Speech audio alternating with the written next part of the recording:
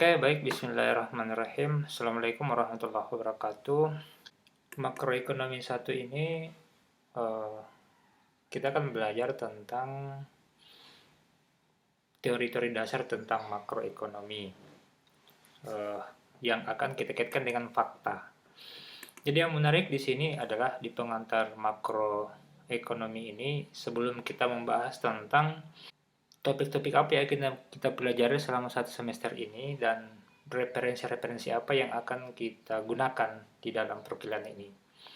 Penting untuk kita pahami bersama bahwa yang namanya teori itu adalah hasil penelitian, hasil pengamatan yang terjadi berulang-ulang, kemudian orang membuat teorinya.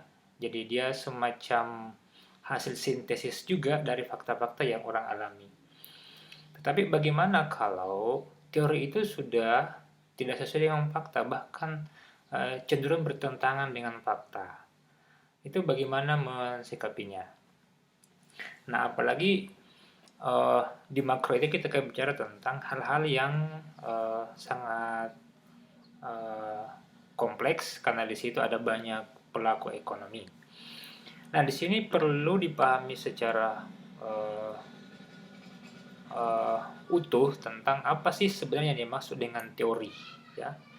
Teori, kemudian bedanya dengan fakta dan ilusi. Karena jangan sampai variabel yang kita pelajari bahkan adalah sebuah ilusi yang tidak mempunyai basis faktual. Nah, pertanyaan selanjutnya adalah mengapa makroekonomi penting dan manfaatnya apa sih orang belajar makroekonomi? Sekilas kita melihat bahwa kata-kata makro itu menunjukkan bahwa dia sesuatu yang lebih besar daripada yang lain. Nah, kata-kata makro itu dikaitkan dengan ekonomi berarti variabel-variabel yang digunakan ataukah skop yang dilihat itu pasti lebih besar daripada yang mikro. Kalau misalnya mikro pada skala individu, ya sangat boleh jadi di makro kita akan belajar tentang ada banyak individu yang berinteraksi dalam pasar barang atau pasar uang. Nah, manfaatnya apa saja kira-kira? Manfaatnya sudah pasti banyak, baik pada skala individu ataupun skala kelompok masyarakat ataupun dalam konteks negara. Tetapi dalam konteks negara, makroekonomi itu biasa digunakan untuk perencanaan pembangunan, untuk melihat pertumbuhan ekonominya, melihat perkembangan ekonominya, dan sampai kepada tingkat kesejahteraan masyarakatnya. Skala sekilas teman-teman pasti sudah paham betul apa yang dimaksud dengan makro versus mikro. Tapi saya di sini memperjelas antara di dalam makro itu ada mikro. Karena kalau di skala mikro itu ya paling skala individu. Apakah individu sebagai konsumen ataupun individu sebagai produsen. Nah, batasannya juga ada. Nah, sedangkan pada level makro itu lebih banyak kita bicara tentang agregat. Jadi kumpulan-kumpulan individu. Jadi kalau misalnya di mikroekonomi kita bicara tentang individu perusahaan, ya. Individu perusahaannya di makro, ya kita akan belajar tentang kumpulan-kumpulan perusahaan yang mungkin ini akan menjadi dalam satu sektor. Nah, misalnya sektor pertanian, sektor peternakan misalnya, konstruksi.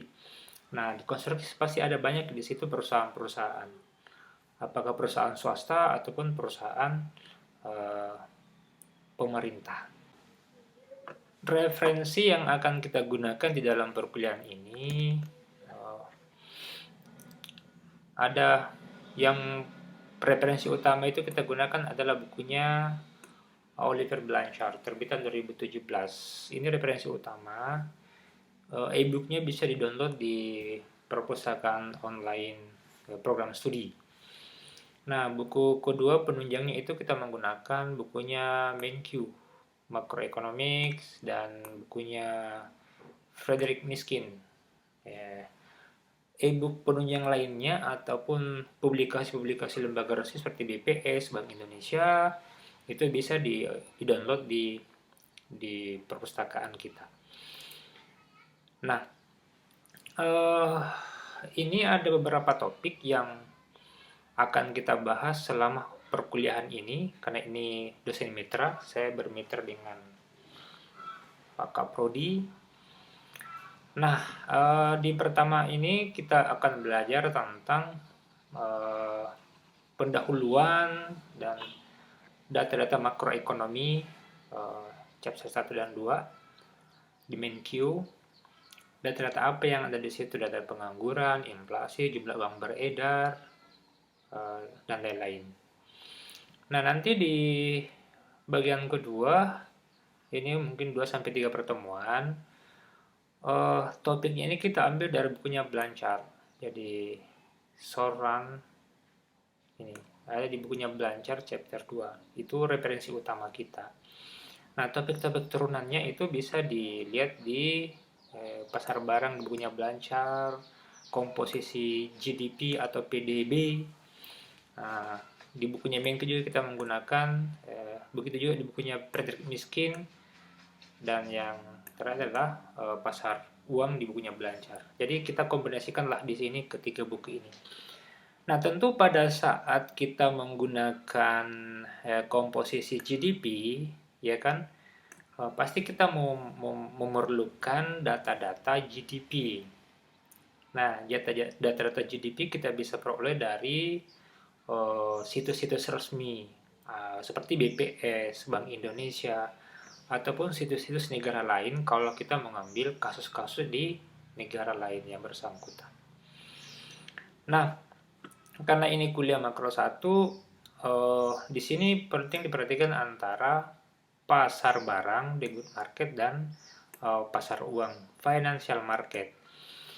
Nah, ada topik yang menarik nanti, antara perpaduan antara pasar barang dengan pasar uang. Tapi itu akan dibahas sepertinya di makro 2 ya. Ini dasarnya ada di sini. Ada disebut dengan model ISL LM. Nah, ini interaksi antara pasar barang dengan pasar uang. Nah, di kuliah bagian ketiga kita akan membahas tentang the medium run ataukah pada level menengah. Di sini banyak sebenarnya, tapi kita batasi untuk pertemuan kali ini membahas tentang pasar tenaga kerja di labor market. Nah, di sini kita akan bicara juga tentang beberapa cerita tentang labor. Untuk pengembangannya nanti ada mata kuliah khusus tentang ekonomi sumber daya. Oke, kuliah bagian keempat itu kita bahas sedikit tentang uang dan inflasi. Nah, ini penting karena dua referensi utama kita di atas ini membahas khusus dalam chapter 4 itu min Q, dan chapter 5 miskin. Itu membahas khusus tentang uang dan inflasi. Nah, setelah itu akan dilanjutkan oleh dosen kedua.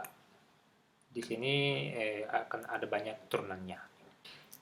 Jadi sebenarnya GDP atau PDB, produk domestik bruto, ya. Ini ada luas pembahasannya karena kita bicara dalam skala agregat makroekonomi, sehingga kita penting untuk mengetahui lebih banyak tentang apa sih sumber-sumber pendapatan negara kita, dari mana memperolehnya, apakah sektor produksinya yang dominan ataukah sektor konsumsinya, pengeluarannya. Nah, di sini juga akan kita pelajari dari sisi supply dan dari sisi demand. Jadi GDP dari sisi produsen dan GDP dari sisi pengeluaran. Jadi orang mengatakan bahwa inti dari ekonomi itu cuma dua saja sebenarnya, supply dan demand. Oke, ini penjelasan singkat tentang topik-topik yang akan kita pelajari.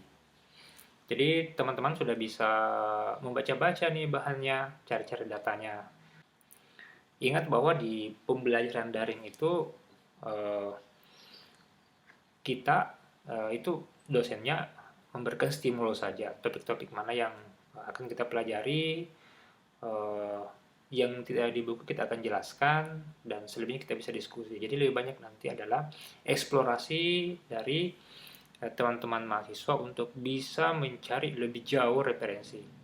Malah saya sangat bersyukur kalau ada mahasiswa yang bisa memberikan informasi yang kira-kira belum pernah saya dapati.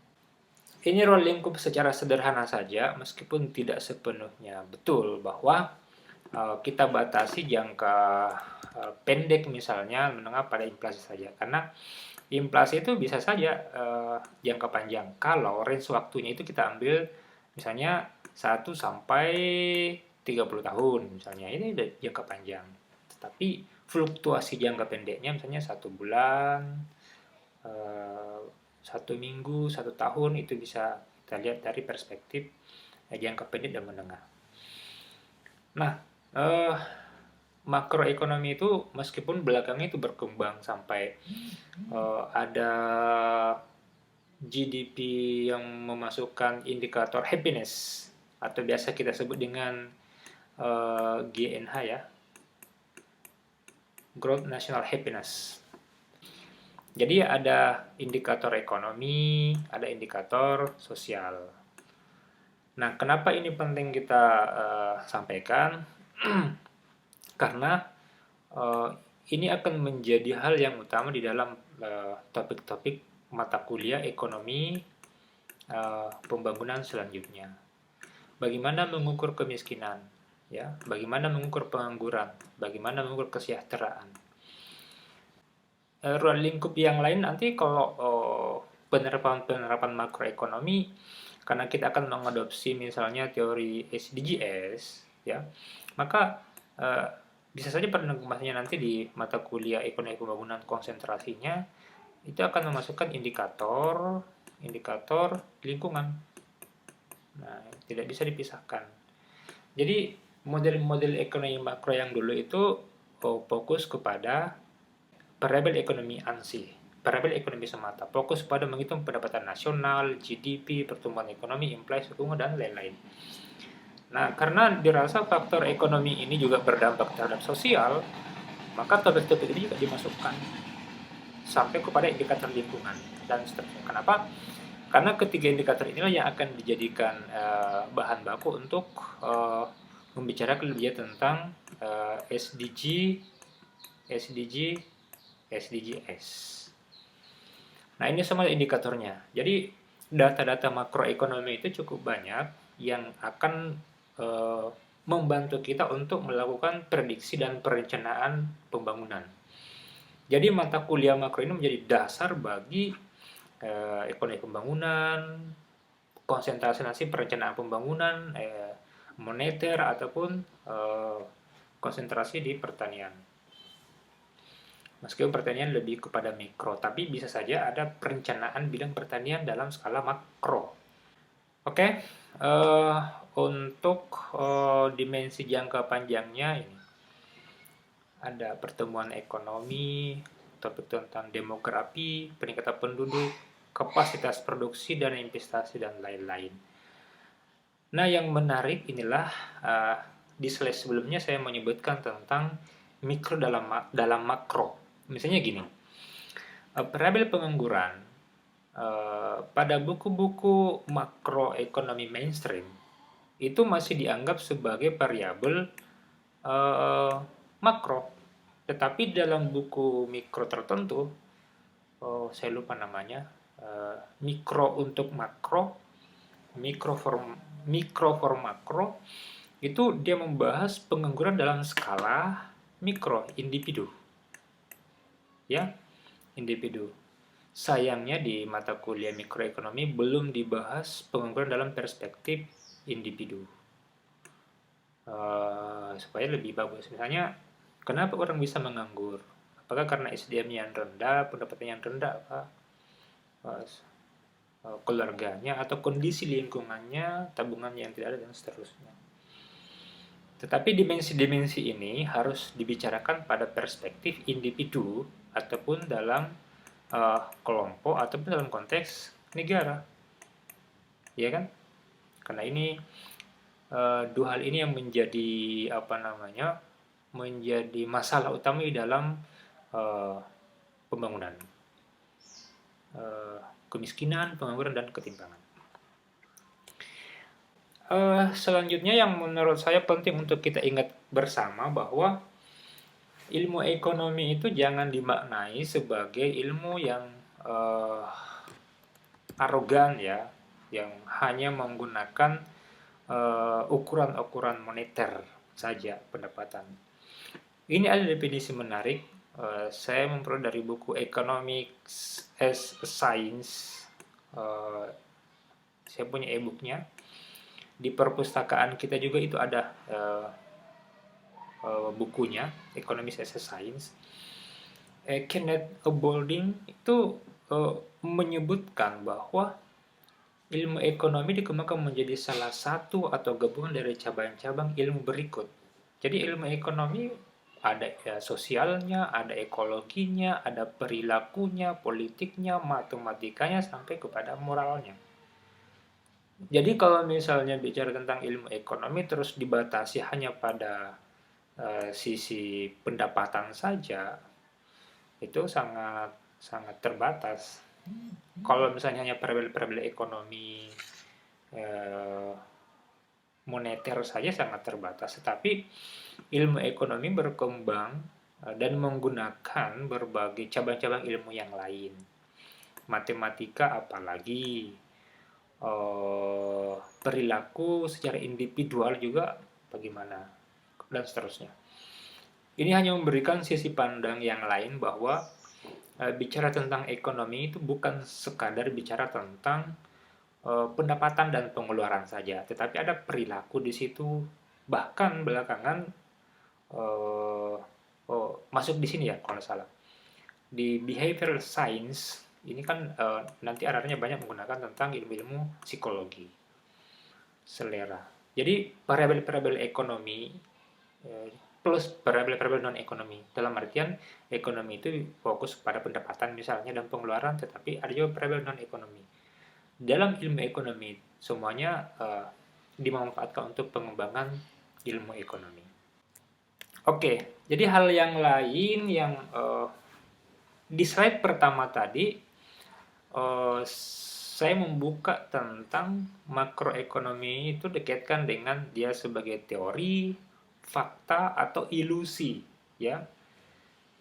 Ilusi itu kayak fata morgana ya, yang indah modelnya secara matematis, tetapi susah kita menemukan dalam realitas. Teori, jadi biasanya kita di kampus dituduh, ini orang di kampus terlalu banyak teorinya. Menurut hemat saya, orang yang mengungkapkan demikian tidak atau belum mengakses tentang apa sih sebenarnya itu teori. Jadi menurut mereka teori itu ya wacana saja, tidak punya nilai praksis. Padahal kalau kita lihat definisi dari Kerlinger ini yang menurut saya bagus.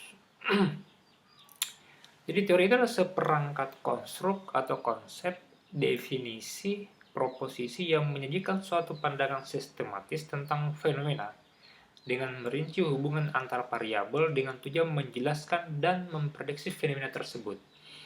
Dasar orang membangun teori itu adalah tentang fenomena. Jadi ada fenomena yang ditangkap oleh indera kita, diolah oleh pikiran kita, dan di mana parabel-parabel itu saling dihubungkan. Misalnya, orang ingin membeli jalangkote misalnya. Jalangkote dulu ada yang besar ya, yang besar. Banyak orang yang mau datang beli jalangkotenya. Kenapa orang beli jalangkote di situ? Oh, mungkin karena harganya, ada iklannya. Jadi sudah masuk variabel harga, ada variabel permintaan, ada variabel selera, ada variabel iklan. Itu banyak variabel yang orang hubungkan untuk menjelaskan fenomena tersebut. Jadi pasti di situ mulai ada keunikan, ada manipulasi melalui iklan, dan biasanya orang akan memprediksi bahwa apakah jalan koteknya itu sustainable, eh, ramai dikunjungi pembeli atau bagaimana. Jadi sebenarnya kalau orang mengatakan teori ya itu pasti ada basis faktualnya yang orang konsepsikan eh, secara sistematis. Ini kalau dijelaskan satu persatu lama ya. Tapi itu saja prinsipnya bahwa teori itu pasti punya basis realitas, fenomena faktual. Karena ini pengantar, penting juga kita memahami tentang apa yang dimaksud dengan model, ya, model. Jadi model itu adalah konstruksi atau kita membangun sebuah pemisalan. Model ini bisa berbentuk umumnya itu bisa seperti apa ya, persamaan matematis, ya, persamaan ini bisa berbentuk grafik ini bisa berbentuk apa lagi ya, grafik kurva prototype, simulasi juga itu masuk. Jadi kalau pemerintah mau simulasikan APBN sekian, belanja sekian, itu juga dibuatkan modelnya. Jadi belajar makroekonomi, kita kan akrab dengan persamaan matematis. Makanya dibutuhkan kemampuan dasar tentang matematika yang elementer. Misal diferensial yang paling umum digunakan, matriks. Nah, karena ada model, jadi model yang paling sering misalnya gini. Misalnya pendapatan ya,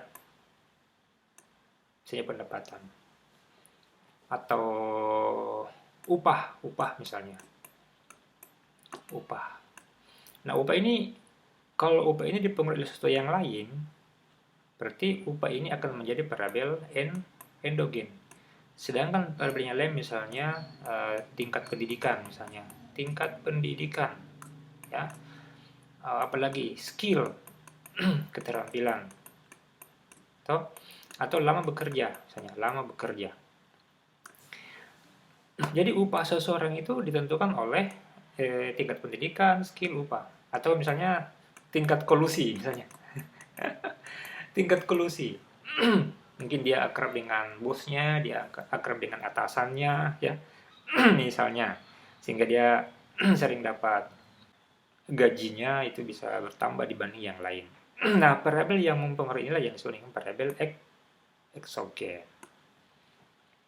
Ya, ini endogennya, ini eksogen. Nah, istilah yang dasar yang juga perlu dipahami adalah disebut dengan market clearing. Jadi ada proses penyelesaian di mana keputusan antara pemasok dengan pencari barang itu mencapai titik equilibrium. Jadi biasanya misalnya penjual ikan misalnya karena masa COVID suplai ikannya banyak sekali, maka biasanya dia akan turunkan. Dan yang pembeli juga karena mengingat banyak sekali, jadi biasanya akan terjadi proses tawar menawar yang satu sisi menurunkan, yang satu juga turun. Atau biasanya karena permintaannya sangat banyak, maka ikan yang tadi biasanya dinaikkan harganya. Maka otomatis yang mencari barangnya ini akan juga naik. Jadi proses begitu, proses tawar menawar sebenarnya di dalam ekonomi yang bertumpu kepada pasar, ya, dalam hal ini tidak terlalu membutuhkan peran pemerintah sebenarnya. Karena antara pembeli dengan penjual itu bisa melakukan penyesuaian ya, tergantung dengan kemampuan. Sayangnya sekali lagi bahwa kadang pasar ini diintervensi oleh banyak hal, ya. Bisa karena dari pemerintah government ini yang tidak tepat sasaran berintervensi, ataukah bisa karena ada pemerintahan bayangan yang lain, misalnya ini pemerintahan yang resmi ya, misalnya ada misalnya apa istilahnya itu ya, kartel misalnya, ada kartel persekongkolan ya, ada kartel yang mengatur harga, kartel. Ini kan sebenarnya juga adalah uh, governmental ya, dari sisi definisi mengatur ya. Cuman ini dari sisi resminya, ini yang dari sisi tidak resmi. Jadi kartel ini yang cukup banyak biasa mempengaruhi di pasar. Dia menguasai pasar dan bisa mengontrol harga semau dia. Andaikan semuanya ini bisa diminimalisir oleh pemerintah bahwa harga itu tidak boleh dimonopoli, maka saya yakin antara produsen dan konsumen itu akan selalu menyesuaikan eh, permintaannya. Misalnya kalau mau beli teh misalnya, teh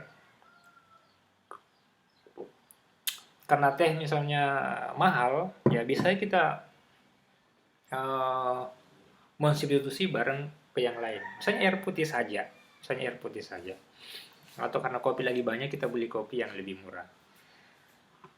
Ya konsumen ya melakukan hal yang demikian. Ya tidak usah dipaksakan untuk membeli barang-barang yang di luar batas kemampuannya. Oke, ini seperti yang saya kemukakan tadi bahwa inti ekonomi itu menurut banyak orang adalah uh, supply and demand saja. Jadi bagaimana misalnya apa yang menyebabkan terjadinya pergeseran permintaan ya ini. Nah, bisa saja karena pendapatannya meningkat, permintaan terhadap suatu produk itu banyak, atau karena sekarang lagi bisa dijual di jalan sehingga jadi murah.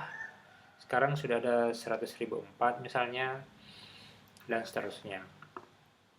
Nah ini pergeseran-pergeseran secara grafis.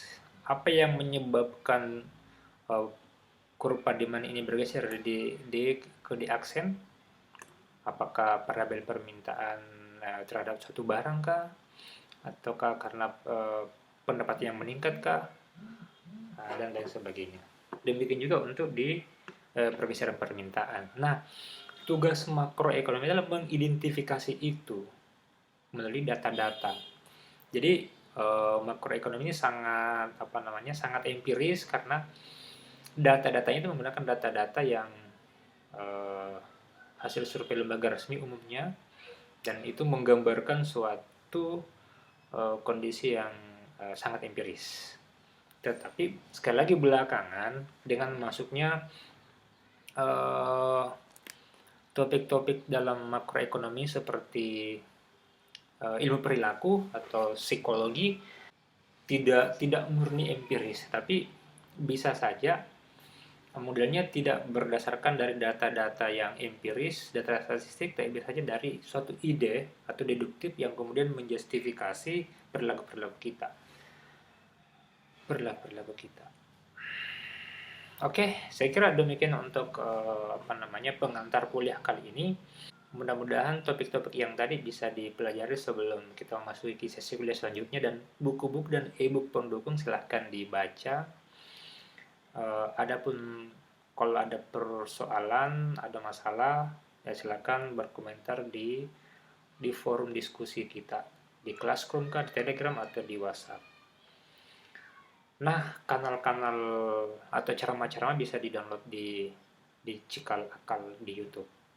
Sekian, bila taufiq wal hidayah. Wassalamualaikum warahmatullahi wabarakatuh.